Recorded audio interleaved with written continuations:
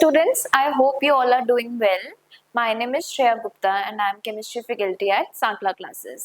So बच्चे, we have so far covered बहुत major portion हमने cover कर लिया है, in which we last discussed electrode potential. अब कुछ certain properties हैं, कुछ certain examples हैं. हम halides of d block elements discuss करेंगे, plus हम oxides of d block elements discuss करेंगे, and then after we'll discuss properties of d and f block elements. So starting with electrode potential पे हमने last lecture को छोड़ा था, तो उसी में हम स्टार्ट कर लेते हैं कॉपर की थोड़ी सी कहानी, क्योंकि कॉपर को जानना थोड़ा हमारे लिए थोड़ा ज्यादा इंपॉर्टेंट है. तो कॉपर के लिए अगर मैं बात करूं, हमने उसका रिडक्शन पोटेंशियल पढ़ा था for copper 2+2 copper which was very high, it was highly positive, सबसे ज्यादा पॉजिटिव कॉपर के लिए ही था. तो कॉपर को वहीं से कंटिन्यू करते हुए अगर मैं कॉपर की बात करूं, सो copper can not evolve H2 from mineral acids such as H2SO4 HCl. ठीक है, तो कॉपर जो है वो HCl और H2SO4 से हाइड्रोजन गैस को नहीं रिलीज करता. बट अगर मैं बात करूं, कॉपर HNO3 के साथ जरूर रिएक्ट करता है, although it do not evolve again hydrogen gas, but HNO3 oxidises copper. So क्या लिखेंगे? Copper is oxidised by dilute or concentrated HNO3. It reacts with both, but the reaction is bit different in each of the cases. अगर मैं पहले बात करूं तो copper dilute HNO3 के साथ ऑक्सीडाइज होगा और बनाएगा cupric nitrate, plus it will evolve nitrogen monoxide along with water. तो यहां पर जो गैस इवॉल्व होगी that would be नाइट्रोजन. ठीक है, अब अगर मैं बात करूं copper along with concentrated HNO3, तो यहां पर कॉपर नाइट्रेट तो बनेगा, लेकिन जो इस बार गैस इवॉल्व होगी that would be NO2 along with water. So this is the major difference. इसके ऊपर क्वेश्चन पूछ लिया जाता है. अगेन अब कॉपर की ही बात करें तो कॉपर के केस में अगर Cu+ अगर हम लेते हैं, दैट मीन्स अगर हम क्यूप्रस लेते हैं तो वो कन्वर्ट हो जाता है क्यूप्रिक में, Cu2+ में, via disproportionation reaction. Copper plus की हम बात कर रहे हैं और हम क्या कह रहे हैं? Copper plus easily disproportionates to form copper 2+ and copper, where this is in 3d10 electronic configuration and this has 3d9 electronic configuration. क्या हो रही है यहाँ पर? disproportionation हो रही है. What do you mean by disproportionation? That type of reaction in which one element is undergoing reduction as well as oxidation. वही element reduce भी होगा, वही element oxidize भी होगा. जैसे यहाँ पर oxidation हो रही है और इस केस में यहाँ पर क्या हो रही है? reduction. ठीक है, although हमने ये पढ़ा था कि कॉपर 2+ जो है वो इजीली कॉपर में चला जाता है, और उसके लिए हमने रीजन क्या पढ़ा था कि जो आयनाइजेशन एनर्जीज है उनका जो सम है उसको हाइड्रेशन एंथैल्पी कंपनसेट नहीं कर पाती. अगर हम कंफ्यूज हो रहे हैं कि कॉपर 2+ कॉपर में कन्वर्ट हो जाता है, बिकॉज कॉपर 2+ की हाइड्रेशन एनर्जी कॉपर के आयनाइजेशन को कंपनसेट नहीं कर पाती. लेकिन अगर मैं यहाँ पर बात करूं कि copper plus is easily forming copper 2+ and copper, तो यहाँ पर यही रीजन इसी के फेवर में जा रहा है. क्या? कि हाइड्रेशन एनर्जी जो है वो हमारी आयनाइजेशन एनर्जी को कंपनसेट कर रही है. यहाँ पर क्या लग रही है? फर्स्ट आयनाइजेशन एनर्जी लग रही है. ठीक है, तो हाइड्रेशन एंथैल्पी क्या कर रही है? उसको कंपनसेट कर रही है. Although it is 3d9 and it is 3d10. 3d9 इतना स्टेबल नहीं होगा, 3D10 is fully filled configuration, तो टेक्निकली तो इसको स्टेबल होना चाहिए. But what happens is high hydration energy of copper 2 plus favors this reaction although copper 2 plus में 3D9 होता है. क्या ये सबको समझ में आया? ठीक है, आई होप सबको समझ में आया. तो आगे चलते हैं, इसको नोट डाउन कर लेंगे. अब हम डिस्कस करेंगे हलाइड्स और ऑक्साइड्स के बारे में. सबसे पहले अगर मैं हलाइड्स की बात करूं तो मैक्सिमम ऑक्सीडेशन स्टेट्स वाले हमारे D and F block elements क्या करते हैं, हलाइड्स बनाते हैं. For example CrF6 chromium is in +6 oxidation state, VF5 vanadium is in +5 oxidation state, TiF4 titanium is in +4 oxidation state. तो +4 ऑक्सीडेशन स्टेट वाले या +5 +6 अपनी हाईएस्ट ऑक्सीडेशन स्टेट वाले हलाइड्स यहाँ पर इजीली फॉर्म हो जाते हैं. बात करें मैंगनीज की, तो मैंगनीज के अंदर MnF7 एग्जिस्ट नहीं कर पाता. यहाँ पर मैंगनीज की ऑक्सीडेशन स्टेट क्या है, +7, but halide is not able to form MnF7. Fluorine is highly electronegative. That's why these metals are forming high oxidation state compounds. But manganese के केस में बेचारा खुश हो जाता है. क्यों? क्योंकि मैंगनीज बेचारा छोटा सा 7 फ्लोरीन एटम्स को उसके आसपास अकोमोडेट करना मैंगनीज के लिए पॉसिबल नहीं है. So what is the reason behind its that it cannot accommodate 7 fluorine atoms. So that is why MnF7 does not exist. But उसकी जगह पर what exists is MnO3 7.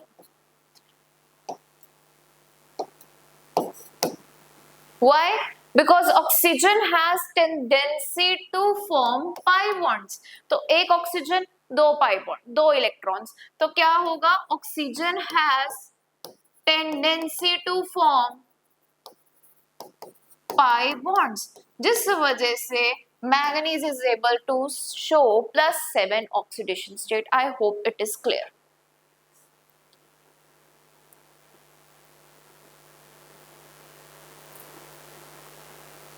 ठीक है, अब कॉपर की पर्टिकुलरली बात कर लेते हैं. अभी हमने पढ़ा कि कॉपर 2+ जो ऑक्सीडेशन स्टेट है it is stable because high hydration energy की वजह से. तो वहीं अगर मैं कॉपर की बात करूं तो copper forms CuX2 type halides. Q+2 oxidation state क्या है, स्टेबल है, एक्सेप्ट Cu2I2. देखो बेटा, एक्सेप्शन कोई नहीं होती. ठीक है, एक्सेप्शन तब तक एक्सेप्शन है जब तक उसके लिए रीजन नहीं है. इट इज, मैंने एक्सेप्ट लिखा है कि इसके अलावा, लेकिन इट इज नॉट एक्सेप्शन. इसके पीछे एक रीजन है कि कॉपर जो है वो Cu2I2 क्यों नहीं बनाता. अगर मैं कॉपर से Cu2I2 बनाने चलूं, it forms Cu2I2 plus I2. Why? Because I minus acts as reducing agent. खुद को कर देता है ऑक्सीडाइज और कॉपर को कर देता है reduce and forms a dimer in which copper has +1 oxidation state. तो I negative क्या करता है, it acts as a reducing agent to reduce copper 2+ and copper forms Cu2I2 which is a dimer of Cui. ठीक है, which is a dimer of Cui. So this was all about halides. क्या पढ़ा हमने, halides में अगर fluorides की बात करें तो बहुत हाई ऑक्सीडेशन स्टेट वाले जो हैं वो हलाइड्स बनाने में केपेबल होते हैं because fluorine is very electronegative. तो हाई ऑक्सीडेशन फ्लोराइड्स यहाँ पर इजीली बन जाते हैं. वहीं कॉपर की बात करें तो कॉपर के केस के अंदर सारे हालाइड्स बनते हैं, लेकिन सिर्फ आयोडाइड नहीं बनता। कौन सा? Cupric iodide. क्यों? क्योंकि वहां पर जो आपका क्यूपरिक है Cu2+ है, it gets reduced by I negative. ठीक है, आई होप यहाँ तक क्लियर है। नेक्स्ट अगर मैं बात करूं ऑक्साइड्स की, तो कुछ बहुत मेन ऑक्साइड्स हमारे पास आते हैं। कौन सा? VO2+, ठीक है, Cr2, O7 2- एंड MnO4-। अगर मैं ऑक्सीडेशन स्टेट्स की बात करूं यहाँ पर, these are basically oxocations, these are oxocations. Oxidation state की बात की जाए तो इसके ऊपर है +5, +6, +7। जैसे जैसे ऑक्सीडेशन स्टेट बढ़ रही है वैसे वैसे इन सबकी ऑक्सीडाइजिंग पावर बढ़ती जाएगी। क्या बढ़ती जाएगी? As oxidation state increases, its oxidising power also increases।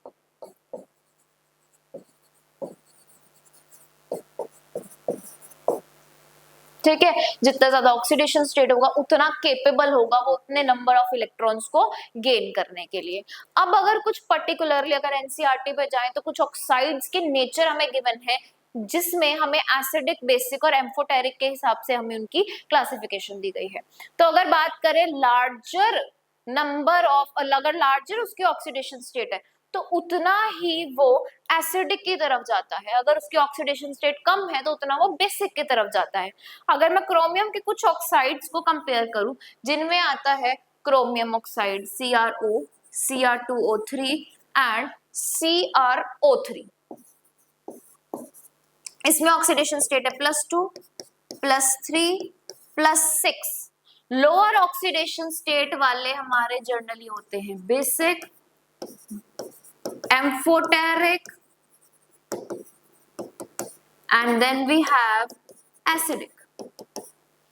वहीं अगर मैं वनेडियम की बात करूं तो वनेडियम भी दिखाता है हमें 3 oxides V2O3, V2O4, V2O5, among which first 2 are acidic and the last one is first 2 are basic and last one is amphoteric। Amphoteric का मतलब क्या होता है? बोथ एसिड और बेस के साथ क्या करना? रिएक्ट करना। तो V2O5 हमें 2 रिएक्शंस दिखाता है। एक रिएक्शन दिखाता है हमें अल्कली के साथ, in which it forms VO4 3- and और दूसरी हमें रिएक्शन दिखाता है एसिड के साथ, in which it forms VO2+, which shows that V2O5 is amphoteric in nature। I hope आपको हलाइड्स और ऑक्साइड्स दोनों अच्छे से क्लियर है, इसको नोट कर लेंगे।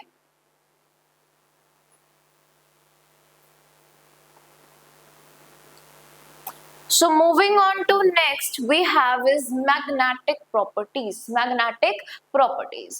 Now अगर मैं D block elements की बात करूं, सबसे पहले मैं magnetism की बात करूं, so there are basically 3 types of magnetism। कौन कौन सी? diamagnetism, paramagnetism,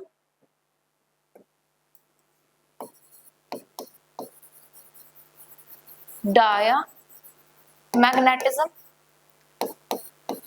paramagnetism, ferromagnetism।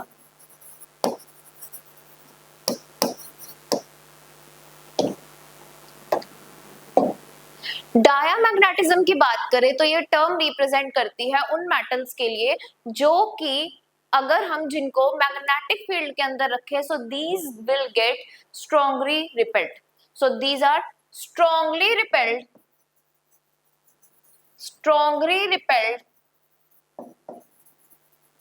Bye magnetic field, strongly repelled by magnetic field। paramagnetism की बात करें, these are weakly attracted by magnetic field। वहीं ferromagnetism की बात करें, it is strongly attracted by magnetic field और इसको एक्सट्रीम फॉर्म ऑफ पैरामैग्नेटिज्म भी बोला जाता है. It is where the ions are strongly attracted by magnetic field, जिसे हम एक्सट्रीम फॉर्म ऑफ पैरामैग्नेटिज्म भी बोल देते हैं. एंड ये जो आपकी लाइन है ये एज इट इज एनसीईआरटी में दी गई है, जो कि नीट 2025 में असर्शन रीजन में पूछी गई थी. फेरोमैग्नेटिज्म क्या है, पैरामैग्नेटिज्म क्या है? Ferromagnetism is extreme form of paramagnetism. तो ये आपके नीट 2025 का एक असर्शन रीजन टाइप क्वेश्चन में आया था. ठीक है, आई होप ये तीनों टर्म्स आपको क्लियर है. अब कौन कितना ज्यादा अट्रैक्ट होगा वो डिपेंड करेगा उसकी मैग्नेटिक मूवमेंट पे. नाउ ये सारी टर्म्स में हमने पढ़ लिया क्या क्या मैग्नेटिज्म की टाइप्स होती है, लेकिन हमें कैसे पता चलेगा कौन डायामैग्नेटिक है कौन पैरामैग्नेटिक है? डायामैग्नेटिक की बात करें तो ये वो होंगे जिनके अंदर सारे इलेक्ट्रॉन्स पेयर्ड है, जिनके अंदर सारे इलेक्ट्रॉन्स पेयर्ड है. और पैरामैग्नेटिक की बात करूं तो इसमें होंगे अनपेयर्ड इलेक्ट्रॉन्स. अनपेयर्ड इलेक्ट्रॉन्स, तो अनपेयर्ड इलेक्ट्रॉन से हम क्या निकालेंगे? उसकी मैग्नेटिक मूवमेंट निकालेंगे और ये पता करेंगे कितना अट्रैक्ट होगा वो टुवर्ड्स मैग्नेटिक फील्ड. ठीक है, तो अगर मैग्नेटिक मूवमेंट की बात करें,